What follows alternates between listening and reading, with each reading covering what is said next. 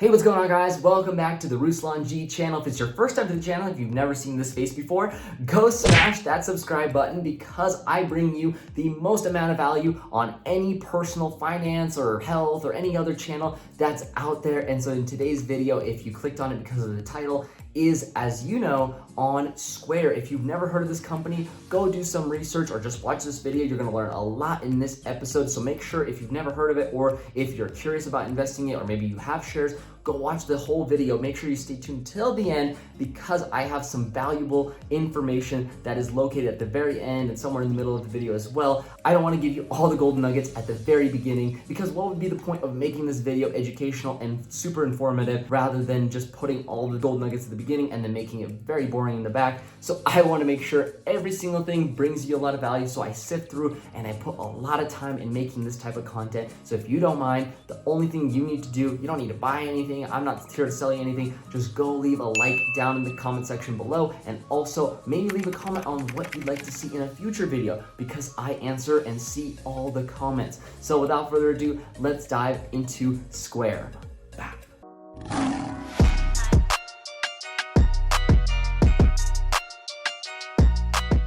All right, welcome back. Long time no see. So here we have the Square website, and this is what I always like to start my videos out on. So if you've never heard about this company, I'm gonna kind of just scroll through the website and just show you exactly what they do so that way you can get familiarized with it. And if you have heard of it, great. This part, maybe skip a little bit, past this part. Essentially what they do is they offer a lot of services to reach more customers online, offline. So that what they do is they help facilitate a lot of the B2C, but they are mostly a B2B type business. So here we have reach more customers online. So obviously you can kind of build maybe an extension tool here. You also have offer delivery and pickup right here as well. Help local businesses deliver food, that type of thing as well. Get paid fast from anywhere. So it looks like they also offer some kind of, payment processor invoice type tool. Boom, there you have that. And then just some graphics. And here we have what I would like to point out is some of the best feel as far as their website here goes. I can go ahead and, oh, look, I want a reader for my business, or boom, I have, a stand that I like to put on my business as well. There it is. And then boom, I have a register maybe already at my business. Boom, I could get one of these as well. We can go ahead and click on one here. Contactless payments made simple in-store or online. And these are super sleek, make your business look modern. That's kind of the goal. And this reminds me of an Apple website, which is really good to see because if they want to grow into something like that, it's good to have a more presentable looking website versus something that you see, out of like a Craigslist type website. You don't want something, blocky and just, outdated. They have something very slick. So who owns Square? Well, if you haven't heard of him, Jack Dorsey actually happens to own Square. And he's also labeled, if you look at his Google page, he is known to be the CEO of Twitter. And that's what makes him a super, super brilliant person, is because he doesn't just run one company, he runs multiple companies. So being the CEO of Twitter, he also has been in the business for a long, long time. He's 43 years old, and he's also worth a little over $8 billion, which is pretty impeccable, especially because both of these two businesses that he's engaged with are very young. They haven't been around for dozens and dozens of years, and these businesses have only been around since 2010 or so. And I know it says his net worth is 8 billion, but if we go to his Wikipedia page here, it actually is closer to 10 billion, and it's actually gone up since. So that's good. That's good to see, someone that grows in value over time. And obviously, there's a lot of articles, kind of relating him to Elon, and Elon is one of his close friends as well. They bounce ideas off of each other. So very brilliant dude, very good to see as far as leadership goes on Square stock. So moving forward onto their stock price. And so obviously if we can go back in time and buy this stock at a cheap price, around IPO, that would be a dream come true because just 5 years ago, right? If we go to the max and, we look here, boom, you can see it was at $12.85 at IPO open. That is incredible because the stock is sitting at a hefty, let's see the valuation difference here. So if we drag that $12 price, it's up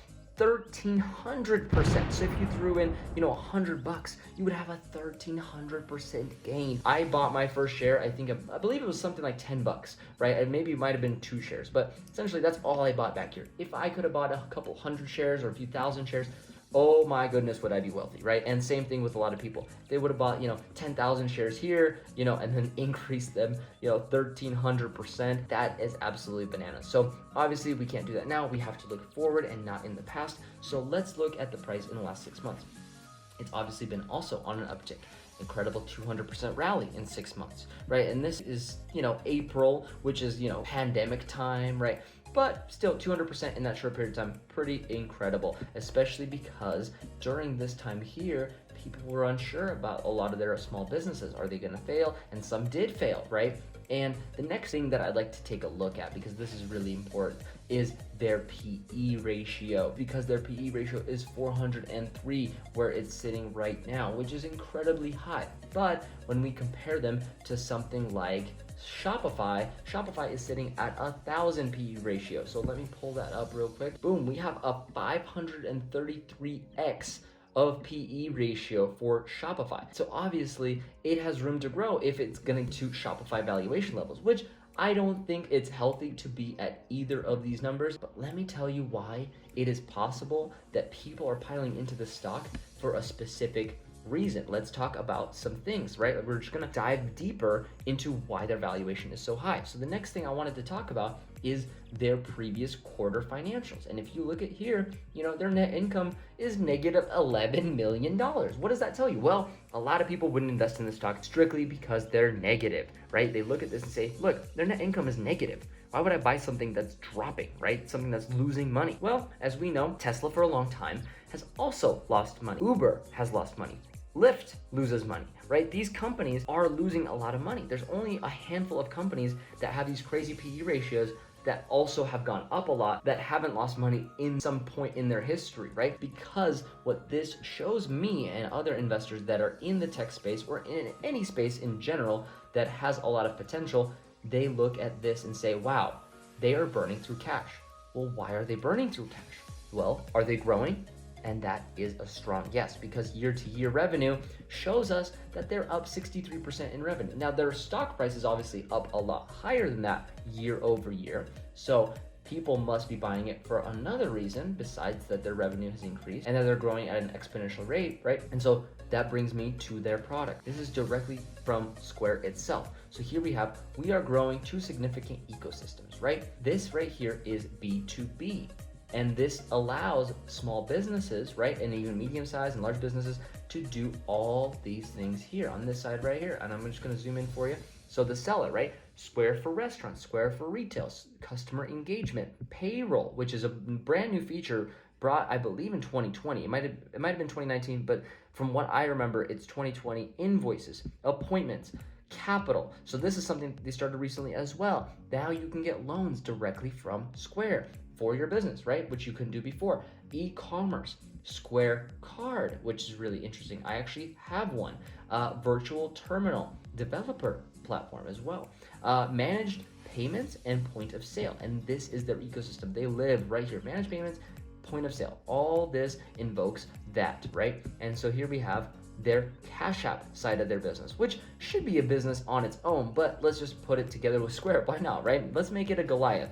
So this is P2P, not PvP, not player versus player. So we have Bitcoin, we have the Cash Card, we have a Boost, we have stocks and direct deposit. And honestly, out of all these features, Bitcoin has been growing rapidly. But let's also talk about stocks. They used to not have the capability to buy stocks on their platform. Now you can. That is super cool. Direct deposit is also a super big feature, especially if they're gonna be bringing the Cash Card in, right? And making this, a way to pay.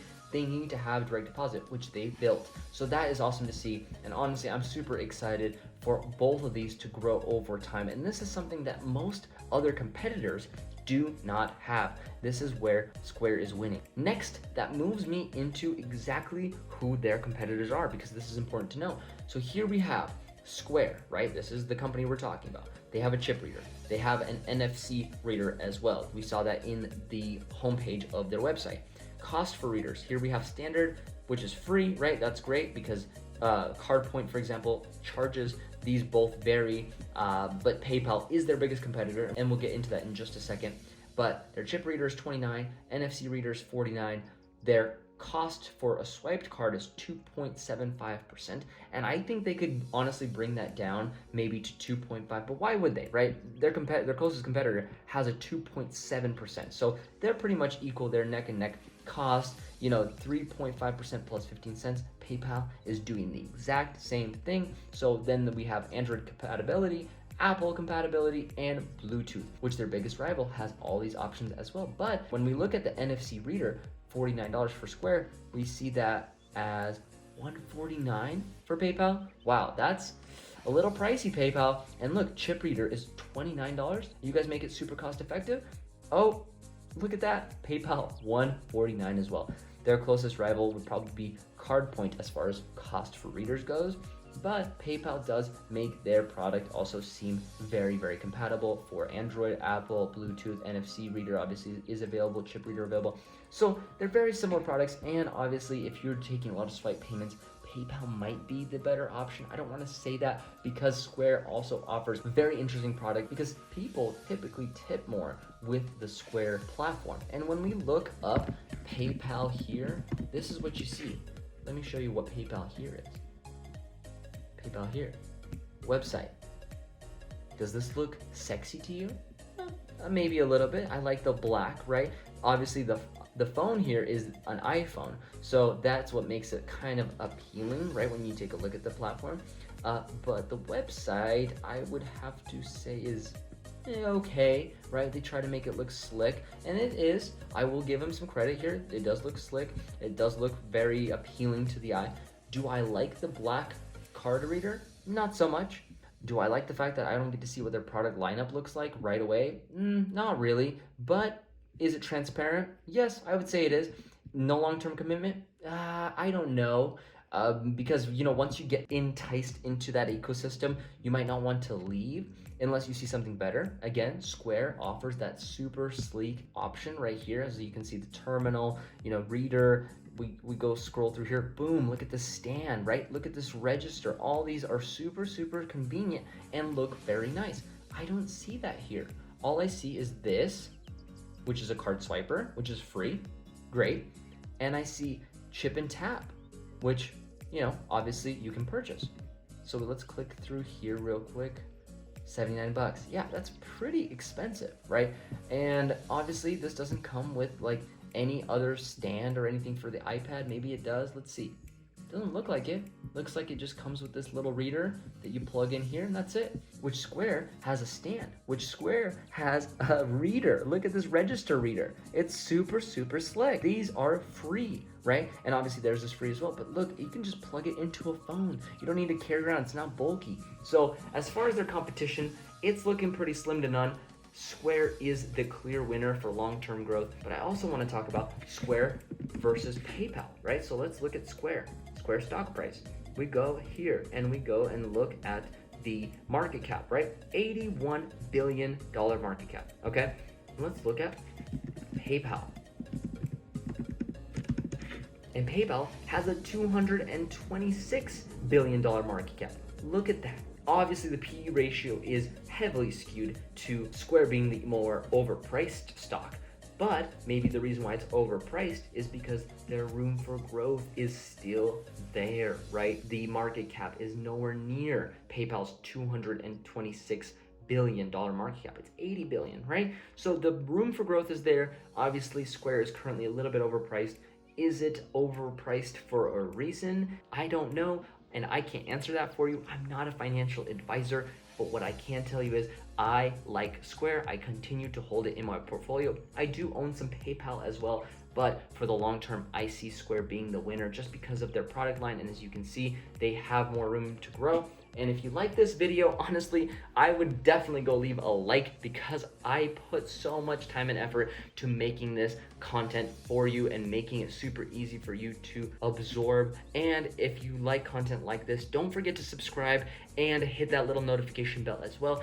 It really helps you out because you never miss a video, especially videos that make you a lot of money. And again, if you stayed to the end of this video, you're an absolute stud, and I hope you learned a lot. I wish you the very, very best and a lot of health, wealth, and happiness for the years to come. So I'll see you guys in the next episode. Peace out.